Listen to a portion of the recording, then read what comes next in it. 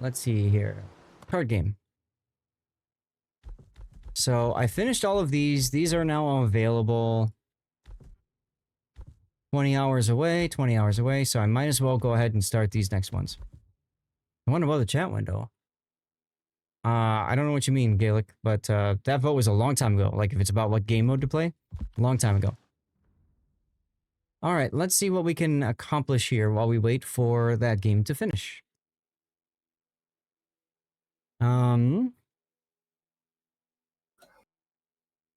I prefer not to use my really good cards, but this is a 2-pointer. It's a 2-star difficulty, right? So I guess you could use your good stuff.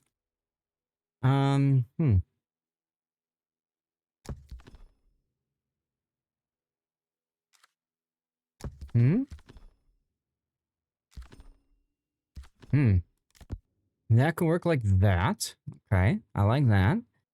128 for here. That turns into a win, but doesn't do anything for me. That's a win as well. Like that.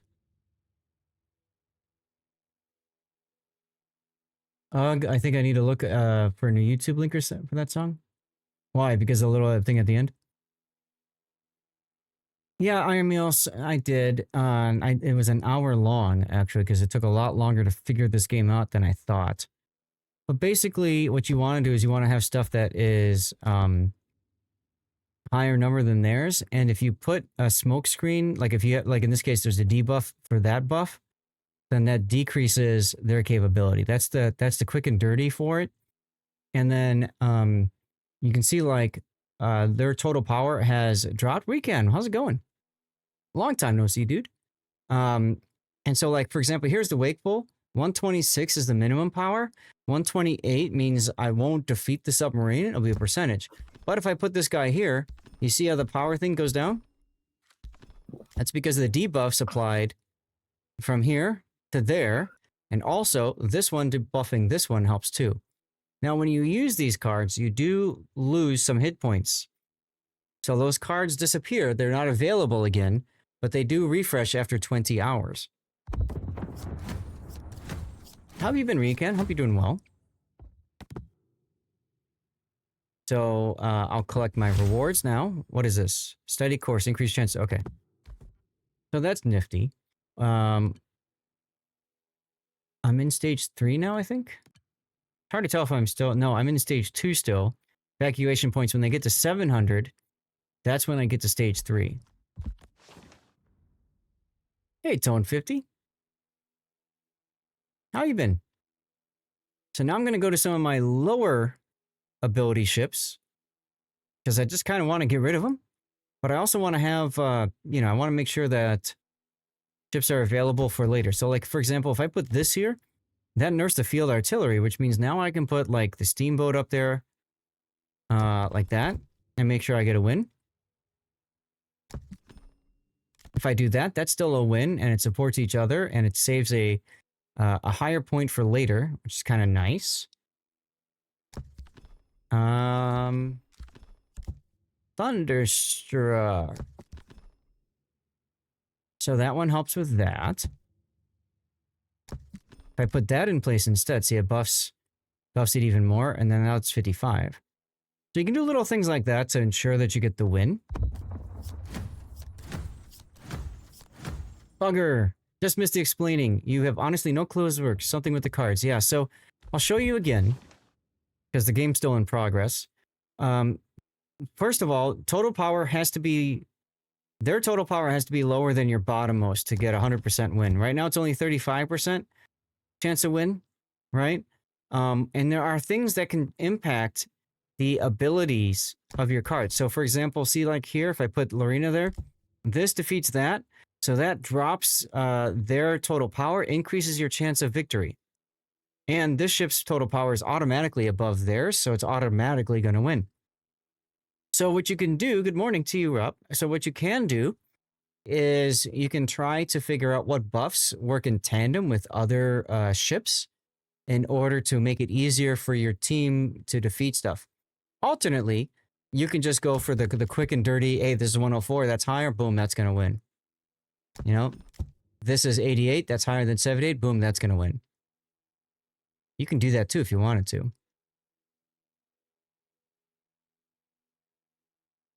That's 101. If I put that there, see, that's 76%. So I don't want to do that.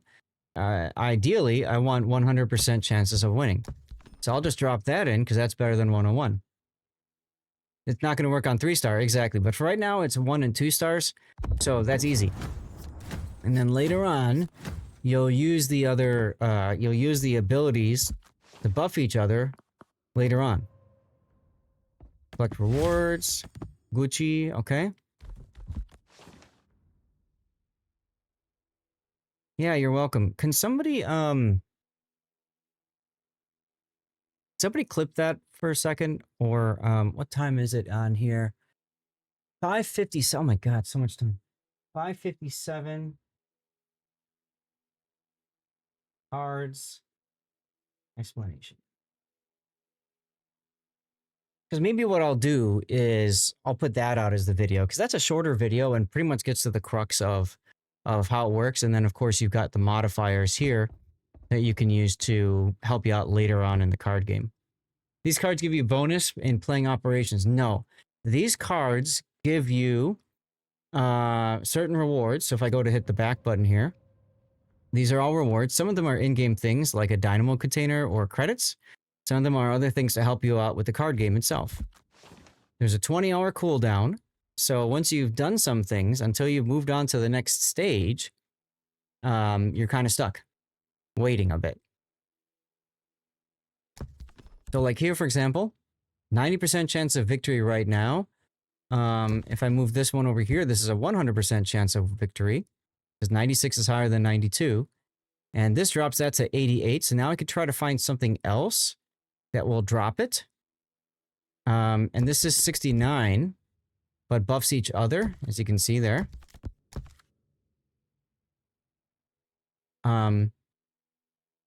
So it's kind of fun because it allows you to take some time and really kind of think through what you want to accomplish and how can you make it work, right? Like that's 100% chance to win. That's 100% chance to win. Now we just got the 88. Unless I've got something that directly buffs above it, nope, or debuffs above it, then I might as well just use one of these here. Like that one. And then start. Hey, Eclipse. Hey, over on Kick. Thank you for your question. I'm really excited to meet you over on Kick because you're the first person that said something that hasn't been an ad for buying viewers or something else. You're a newbie in this game. You played 83 games with a Helena. Is that normal? Yes, because you're probably playing co-op if you're a newbie in the game. If you're playing randoms, that's not normal at all. Helena, though, is kind of weird at tier 7. Okay, now we start getting some 3 stars here. Here's a 3-star supply mission. We're at 16. So what I think I'm going to do is I'm going to try to play the simple ones so I can get another card at 25. And that could give me a better chance at beating the 3-star difficulty. So again, I'm going to the lowest cards here, and I'm trying to think about what I can play. Like that, for example, that can, actually, no, that's not gonna work. That will debuff that one. That turns this one into a victory, this one into a defeat. But maybe I've got a card over here. Aha, this one, the Medway Queen. Boom. So just putting that in, that's a victory on both fronts now. See that? Look at that. All right, and now I need something that's straight up better than 96. There we go. Side note, you don't have to go for this because Elite Commander XP isn't that big of a deal. What you really want is a support tokens if you want to play the game and all that kind of stuff, okay? And what you should be focusing on is getting your support tokens first so that you can buy cards with those support tokens. That's what you do first, buy the cards. You buy the most powerful ones first, total power. All right. Game is over, so we'll go back to port and we'll continue the card game. That's it. This is actually kind of nice to play while you're in between battles.